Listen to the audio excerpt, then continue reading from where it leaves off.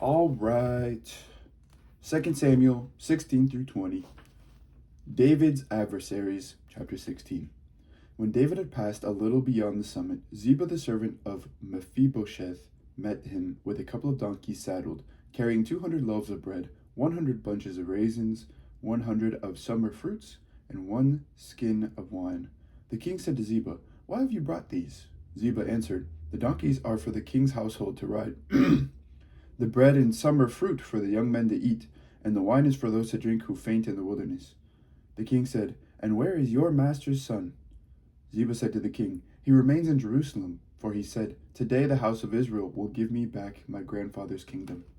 Then the king said to Ziba, "All that belonged to Mephibosheth is now yours."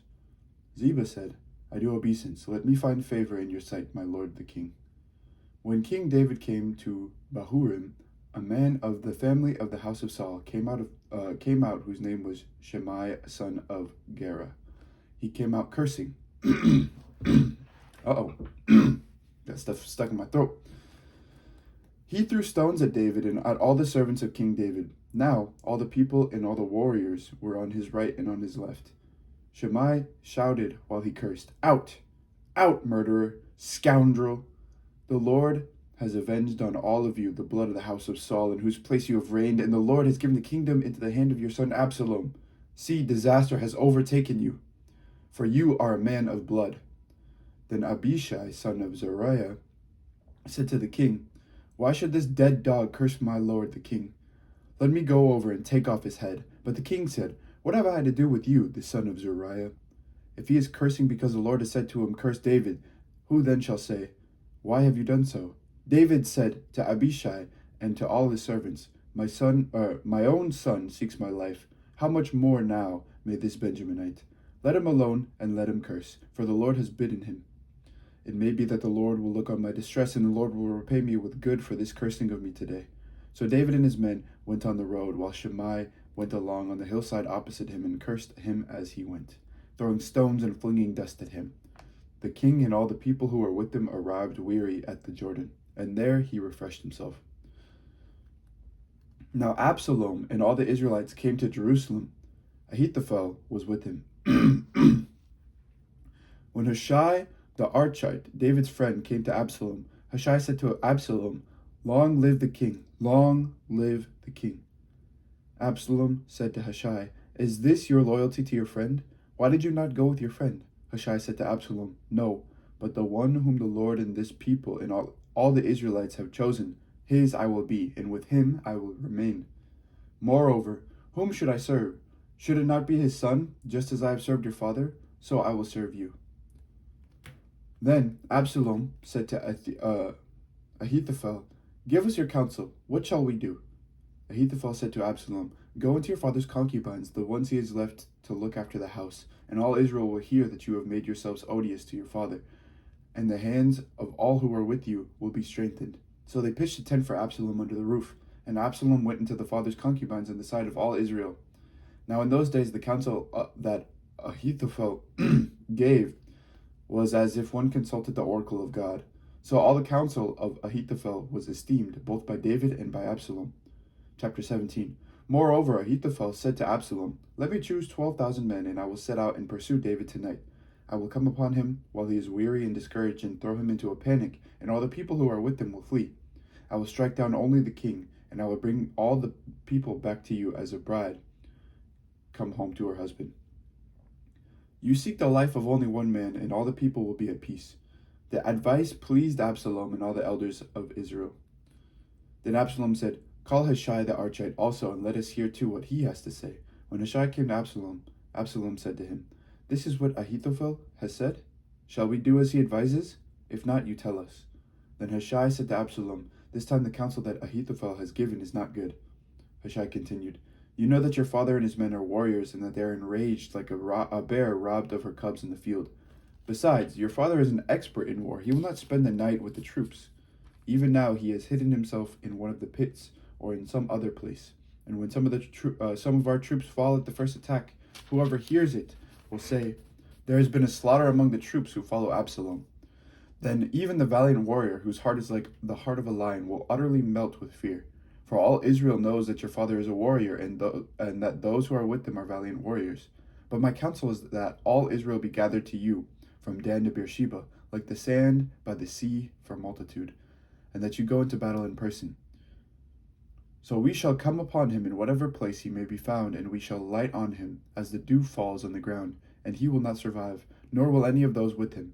If he withdraws into a city, then all Israel will bring ropes to that city, and we shall drag it into the valley until not even a pebble is to be found there. Absalom and all the men of Israel said, The counsel of Hushai the Archite is better than the counsel of Ahithophel. For the Lord had ordained to defeat the good counsel of Ahithophel, so that the Lord might bring ruin on Absalom. Then Hushai said to the priests Zadok and Abiathar, Thus and so did Ahithophel counsel Absalom and the elders of Israel, and thus and so I have counseled. Therefore send quickly and tell David, Do not lodge tonight at the fords of the wilderness, but by all means cross over. Otherwise the king and all the people who are with him will be swallowed up. Jonathan and Ahimaaz were waiting at En Rogel. A servant girl used to go and tell them, and they would go and tell King David, for they could not risk being seen entering the city. But a boy saw them and told Absalom, so both of them went away quickly and came to the house of a man at Bahurim, who had a well in his courtyard, and they went down into it. The man's wife took a covering, stretched it over the well's mouth, and spread out grain on it, and nothing was known of it. When Absalom's servants came to the woman at the house, they said, Where are Ahimaaz and Jonathan? The woman said to them, They have crossed over the brook of water. And when they had searched and could not find them, they returned to Jerusalem. After they had gone, the men came up out of the well and went and told King David. They said to David, Go and cross the water quickly, for thus and so has Ahithophel counseled against you. So David and all the people who were with him set out and crossed the Jordan. But at daybreak not one was left who had not crossed the Jordan. When Ahithophel saw that his counsel was not followed, he saddled his donkey and went off home to his own city. He set his house in order and hanged himself. He died and was buried in the tomb of his father. Wow. Then David came to Mahanaim, while Absalom crossed the Jordan with all the men of Israel. Now Absalom had set Amasa over the army in the place of Joab. Amasa was the son of a man named Ithra the Ishmaelite, who had married Abigail, daughter of Nahash, sister of Zeruiah, Joab's mother.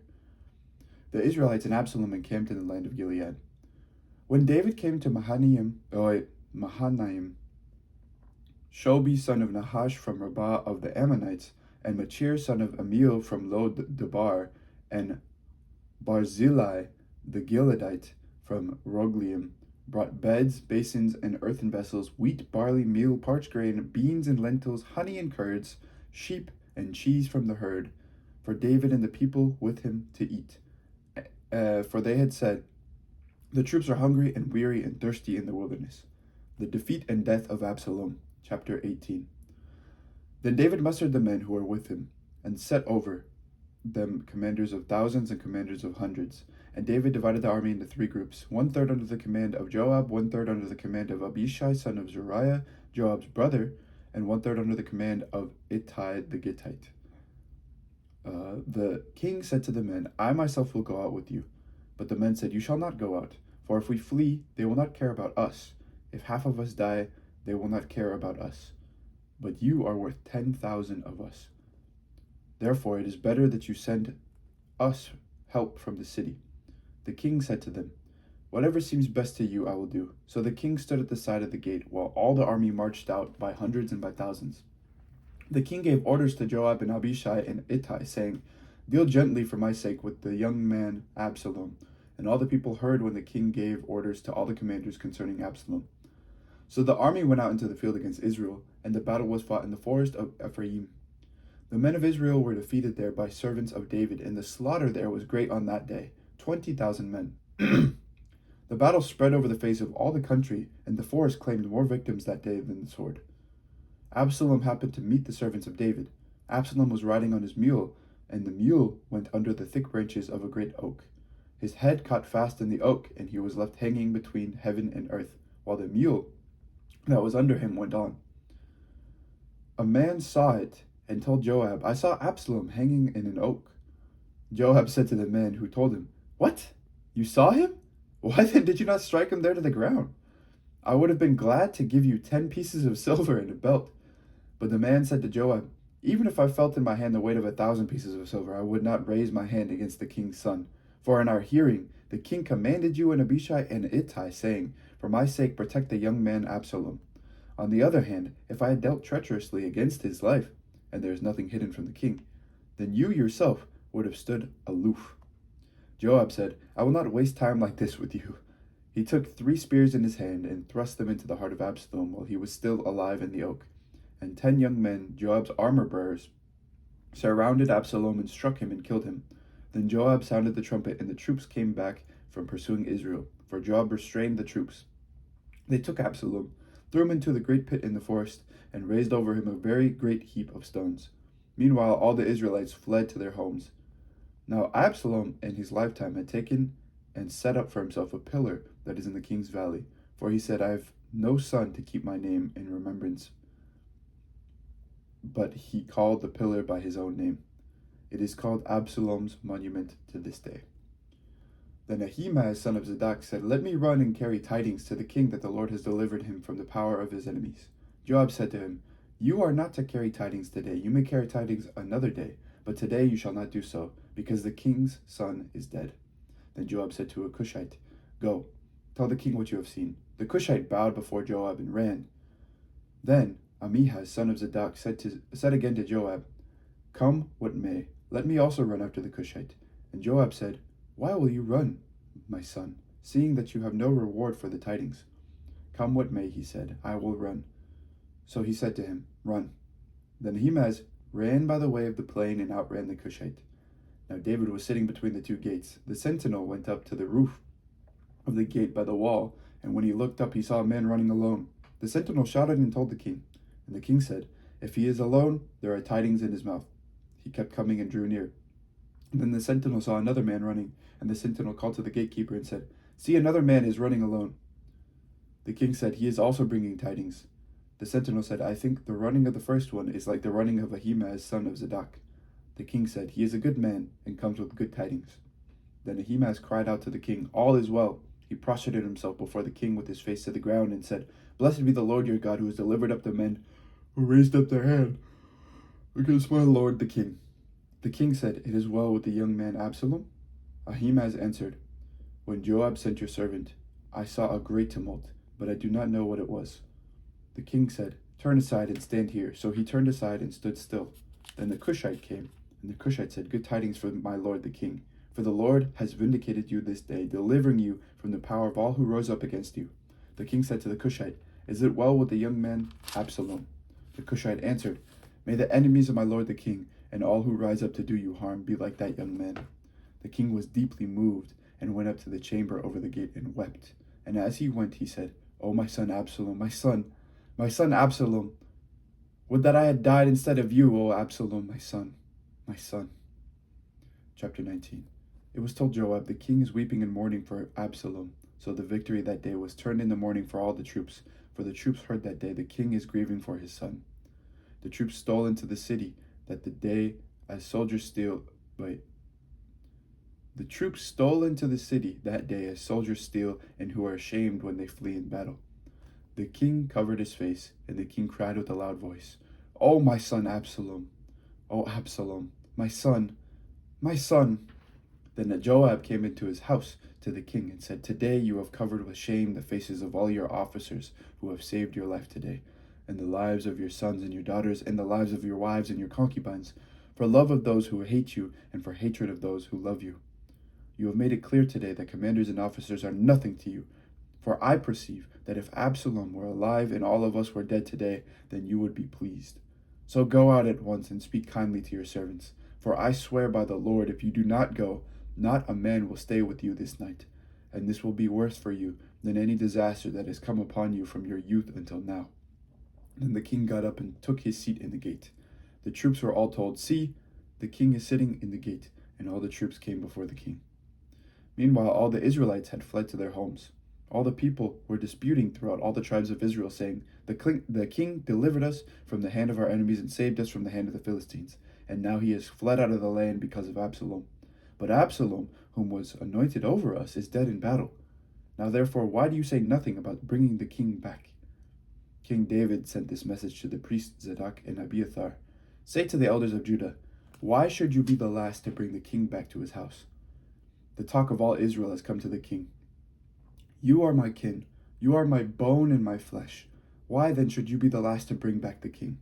And say to Amasa, are you not my bone and my flesh? So may God do to me, and more, if you are not the commander of my army from now on in place of Joab." Amasa swayed the hearts of all the people of Judah as one, and they sent word to the king, "Return, both you and all your servants." So the king came back to the Jordan, and Judah came to Gilgal to meet the king and to bring him over the Jordan.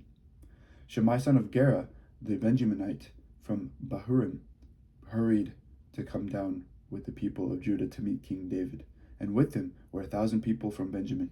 And Ziba, the servant of the house of Saul, with his 15 sons and his 20 servants, rushed down to the Jordan ahead of the king, while the crossing was taking place, to bring over the king's household and to do his pleasure. Shimei son of Gera fell down before the king as he was about to cross the Jordan, and said to the king, "May my lord not hold me guilty, or remember how your servant did wrong on the day my lord the king left Jerusalem. May the king not bear it in mind. For your servant knows that I have sinned. Therefore, see, I have come this day, the first of all the house of Joseph, to come down to meet my lord the king." Abishai son of Zeruiah answered, "Shall not Shimei be put to death for this, because he cursed the Lord's anointed?" But David said, "What have I to do with you, the sons of Zeruiah, that you should today become an adversary to me? Shall anyone be put to death in Israel this day? For do I not know that I am this day king over Israel?" The king said to Shimei, "You shall not die." And the king gave him his oath. Mephibosheth, grandson of Saul, came down to meet the king. He had not taken care of his feet, or trimmed his beard, or washed his clothes from the day the king left until the day he came back in safety. When he came from Jerusalem to meet the king said to him, "Why did you not go with me, Mephibosheth?" He answered, "My lord, O king, my servant deceived me, for your servant said to him, 'Saddle a donkey for me, so that I may ride on it and go with the king, for your servant is lame.' He has slandered your servant to my lord the king. But my lord the king is the angel of God. Do therefore what seems good to you, for all my father's house were doomed to death before my lord the king. But you sent your servant among those who eat at your table. What further right have I than to appeal to the king?" Then the king said to him, "Why speak any more of your affairs? I have decided you and Ziba shall divide the land." Mephibosheth said to the king, "Let him take it all, since my lord the king has arrived home safely." Now Barzillai the Gileadite had come down from Rogelim. He went on with the king to the Jordan to escort him over the Jordan. Barzillai was a very aged man, 80 years old. He had provided the king with food while he stayed at Mahanaim, for he was a very wealthy man. The king said to Barzillai, "Come over with me, and I will provide for you in Jerusalem at my side." But Barzillai said to the king, "How many years have I still to live, that I should go up with the king to Jerusalem? Today I am 80 years old. Can I discern what is pleasant and what is not? Can your servant taste what he eats or what he drinks? Can I still listen to the voice of singing men and singing women? Why then should your servant be added to burden to my lord the king? Your servant will go a little way over the Jordan with the king. Why should the king recompense me with such a reward? Please let your servant return, so that I may die in my own town, near the graves of my father and my mother. But here's your servant, Chimham. Let him go over with my lord the king, and do for him whatever seems good to you." The king answered, "Chimham shall go over with me, and I will do for him whatever seems good to you, and all that you desire of me I will do for you." Then all the people crossed over the Jordan, and the king crossed over. The king kissed Barzillai and blessed him, and he returned to his own home. The king went on to Gilgal, and Chimham went on with him. All the people of Judah, and also half the people of Israel, brought the king on his way. Then all the people of Israel came to the king and said to him, "Why have our kindred, the people of Judah, stolen you away and brought the king and his household over the Jordan, and all the David's men with him?" All the people of Judah answered the people of Israel, "Because the king is near of kin to us." "Why then are you angry over this matter? Have we eaten at all at the king's expense? Or has he given us any gift?" But the people of Israel answered the people of Judah, "We have 10 shares in the king, and in David also we have more than you." Why then did you despise us? Were we not the first to speak of bringing back our king? But the words of the people of Judah were fiercer than the words of the people of Israel. The rebellion of Sheba, chapter 20. Now a scoundrel named Sheba, son of Bichri, a Benjaminite, happened to be there. He sounded the trumpet and cried out, "We have no portion in David, no share in the son of Jesse. Everyone to your tents, O Israel." So all the people of Israel withdrew from David and followed Sheba, son of Bichri. But the people of Judah followed their king steadfastly from the Jordan to Jerusalem. David came to his house at Jerusalem, and the king took the 10 concubines whom he had left to look after the house, and put them in a house under guard, and provided for them, but did not go into them. So they were shut up until the day of their death, living as if in widowhood. Then the king said to Amasa, "Call the men of Judah together to me within 3 days, and be here yourself." So Amasa went to summon Judah, but he delayed beyond the set time that had been appointed to him. David said to Abishai, "Now, Sheba son of Bichri will do us more harm than Absalom. Take your Lord's servants and pursue him, or he will find fortified cities for himself and escape from us." Joab's men went out after him, along with the Cherethites and the Pelethites and all the warriors. They went out from Jerusalem to pursue Sheba son of Bichri. When they were at the large stone that is in Gibeon, Amasa came to meet them. Now Joab was wearing a soldier's garment, and over it was a belt with a sword in its sheath fastened at his waist. As he went forward, it fell out. Joab said to Amasa, "Is it well with you, my brother?" And Joab took Amasa by the beard with his right hand to kiss him. Whoa. But Amasa did not notice the sword in Joab's hand. Joab struck him in the belly, so that his entrails poured out on the ground, and he died. He did not strike a second blow. Then Joab and his brother Abishai pursued Sheba son of Bichri. And one of Joab's men took his stand by Amasa and said, "Whoever favors Joab and whoever is for David, let him follow Joab." Amasa lay wallowing in his blood on the highway, and the man saw that all the people were stopping. Since he saw that all who came by him were stopping, he carried Amasa from the highway into a field and threw a garment over him. Once he was removed from the highway, all the people went on after Joab to pursue Sheba son of Bichri. Sheba passed through all the tribes of Israel to Abel of Beth-Makkah, and all the Bichrites assembled and followed him inside. Joab's forces came and besieged him in Abel of Beth-Makkah. They threw up a siege ramp against the city, and it stood against the rampart. Joab's forces were battering the wall to break it down. Then a wise woman called from the city, "Listen, listen, tell Joab, come here, I want to speak with you." He came near her, and the woman said, "Are you Joab?" He answered, "I am." Then she said to him, "Listen to the words of your servant." He answered, "I am listening." Then she said, "They used to say in the old days, 'Let them inquire at Abel,' and so they would settle a matter. I am one of those who are peaceable and faithful in Israel. You seek to destroy a city that is a mother in Israel. Why will you swallow up the heritage of the Lord?" Joab answered, "Far be it from me, far be it that I should swallow up or destroy. That is not the case. But a man of the hill country of Ephraim, called Sheba son of Bichri, has lifted up his hand against King David. Give him up alone, and I will withdraw from the city." The woman said to Joab, "His head shall be thrown over the wall to you." Then the woman went away to all the people with their wise plan, and they cut off the head of Sheba son of Bichri, and threw it out to Joab. So he blew the trumpet, and they dispersed from the city, and all went to their homes, while Joab returned to Jerusalem to the king. Now Joab was in command of all the army of Israel. Benaiah son of Jehoiada was in command of the Cherethites and the Pelethites. Adoram was in charge of the forced labor. Jehoshaphat son of Ahilud was the recorder. Sheva was secretary. Zadok and Abiathar were priests, and Ira the Jairite was also David's priest. This is the word of the Lord. Thanks be to God. All right, we're getting close. Tomorrow should be the last of 2 Samuel, and then I believe after that is Kings, right? Let's see. Yep, we're getting very close. All right, thank you for listening today, and may God bless you. Take care. Bye-bye.